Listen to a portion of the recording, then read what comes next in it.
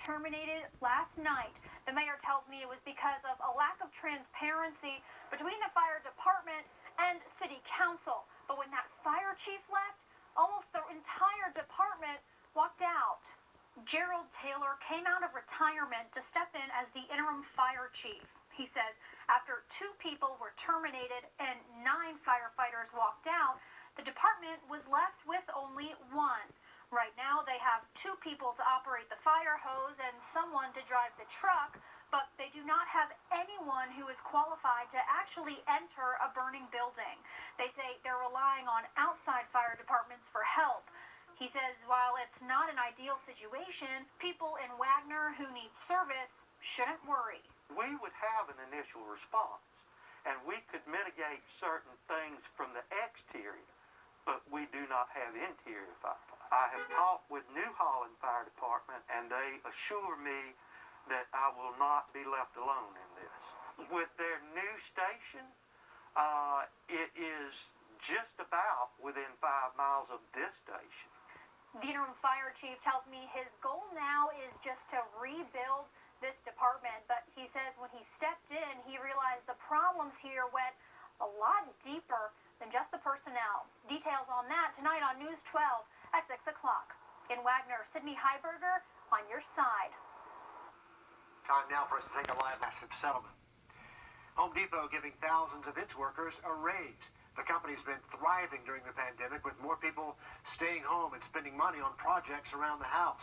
The company's stock is up nearly 25% this year, and now Home Depot is planning to invest $1 billion a year to increase worker benefits. Amazon getting in the pharmacy business. They announced Amazon Pharmacy, which allows U.S. customers to order prescription meds for home delivery. It's Amazon's biggest push yet, which threatens traditional pharmacies like CVS and Walgreens. Amazon Prime members will get free delivery. This comes as Americans are increasingly relying on getting their medicines by mail to avoid being exposed to coronavirus. The NFL releasing their latest COVID-19 testing numbers today. More than 43,000 tests were given out last week alone. In total, there were 52 new cases, with 17 of those being players, the other 53 being team personnel. None of the games from Week 10 were rescheduled or canceled as a result of these positive tests. Week 11 starts Thursday with the Arizona Cardinals visiting the Seattle Seahawks. Major changes anticipated for next year's March Madness.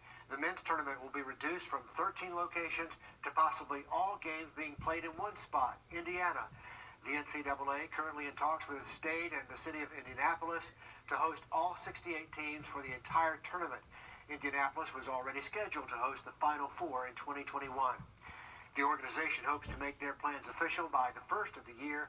No word yet on whether fans will be able to attend games in that bubble they're creating. Here's a chance for you to show your appreciation to those making education possible during this pandemic. Starting today, Hallmark giving away 1 million thank you cards for teachers, administrators, coaches, and staff. The cards will come in packs of 3 and will include a Color It Yourself Crayola card that reads, "You make the world a better place."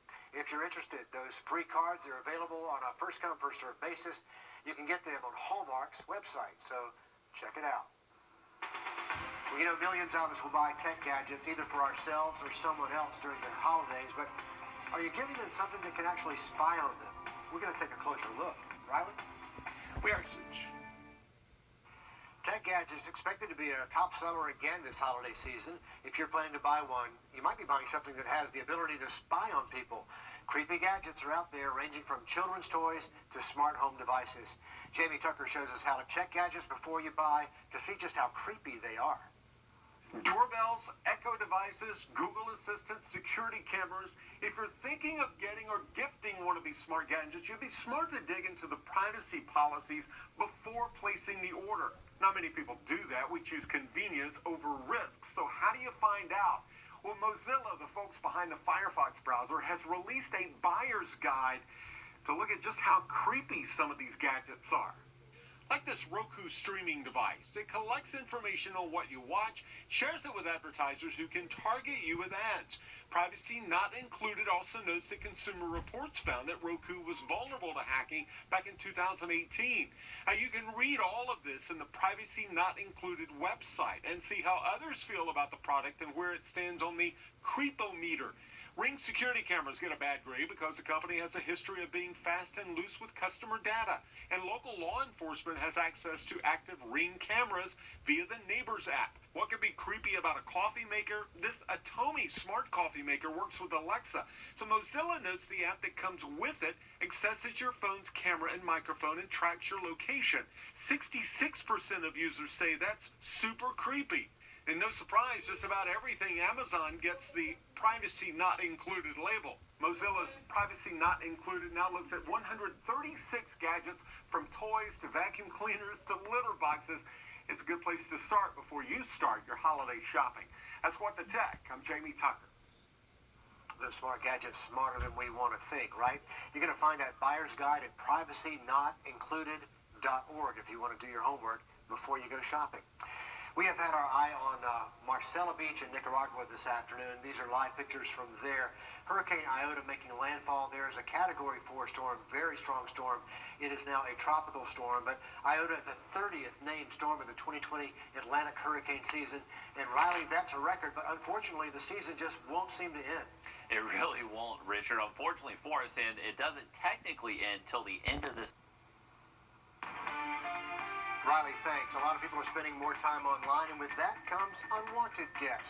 We're going to show you how to keep people out of your private meetings after a quick break. But a big success for the U.S. Navy. Twitter is evolving beyond tweets and creating some new features. Today it's launching fleets. They're posts that disappear after 24 hours. Unlike typical tweets, fleets do not get retweets or public replies. You follow me so far? Users can only react or respond to them with direct messages. Twitter is also introducing a new experiment called Audio Spaces. It's described as a live audio space where multiple people can communicate and discuss a topic. The company expects Audio Spaces to be available before the end of the year. All this new from Twitter. Zoom is rolling out new tools to keep unwanted visitors out of your online meeting. It now has an option to pause a meeting to kick somebody out. Once you click on Suspend Participant Activities, everything stops. Chats, video, screen sharing, breakout rooms. Then you can remove the intruder, report the person to the Trust and Safety team, and start the meeting back up again. The feature works for users on both the paid and free versions of Zoom. Well, check this out. Some incredible video of so many pink flamingos. They've all stopped at a lake in Central Asia. The site is used annually by the birds as they travel south when the weather turns colder, but this lake is a nature reserve. It's protected by the country's Department for the Environment. So, Riley, if there are no flamingos left in Florida, we know where they went. Long flight over the pond, and yeah, cool sight there. We are expecting a chilly day tomorrow. High temperatures actually staying close to 60 for any yard work plans you have. I'm going to look at that 7-day forecast after the break. Thanks, Riley. A building that would fail an inspection is the building for the inspectors. This is the fire department in the town of Wagner, South Carolina. The building in shambles. Now just 4 firefighters are left in Wagner. Last week, the fire chief was fired and all but 1 firefighter walked out. Now an interim chief and a couple of volunteers, that's all they have. Our Cindy Heiberger went there today and found that's not even their biggest problem. Fire hazards within the fire department. A tethered dog breaking their own city ordinances, and necessary equipment broken and left without batteries. These are just some of the problems here at the Wagner Fire Department. I just don't understand. Even to a seasoned law enforcement veteran, I've never seen anything like this. the conditions at the Wagner Fire Department. You could smell gas. As you see, there's a paint can right there. This is a cooking area. This is supposed to be a fire department. A fire hazard in and of itself. We're required by the fire marshal's office to conduct commercial inspections. And yet, the fire department is not setting an example. Interim Chief Gerald Taylor inherited this mess when former Fire Chief Mark Red was terminated. And according to the city's mayor, this mess isn't even the reason he was let go. He was terminated for non-compliance. We gave him a list of documents and stuff that we asked for, and there was no response. Mayor Miller claims he wasn't aware of the conditions at the fire department, a culmination of years of neglect. They need money, they need supplies, but they didn't convey the need to us. A building supposed to be used to protect the city. When they walk in here, they're looking at Wagner, and it ain't pretty. An eyesore and liability instead. In Wagner, Sydney Heiberger on your side. The interim chief says right now the main goal is to build up a new team of firefighters. In the meantime, they're using the help of other city departments for emergencies. Also this evening, the family of a Washington County man who died after being tased multiple times by officers speaks Next week, that's when those rain chances do go up just a tad. Finally feeling like November. Riley, thank you. A couple of school board meetings we're tracking today where leaders are expected to get a coronavirus update. Right now in Richmond County, the district looks to approve an updated academic calendar. They'll also talk about the increase in graduation rates, which was very good news from them. We heard from the district about that yesterday, and the story is up on the website if you want to read more about that. In about an hour, the school board in Aiken County will be also meeting. Some board members are expected to raise concerns about coronavirus cases going up and what that could mean for public schools. Leaders will also talk about making Monday through Wednesday of next week before Thanksgiving as remote learning days. We'll update you on what happens in Aiken County. A North Augusta man officially throws his hat in the ring to run for mayor.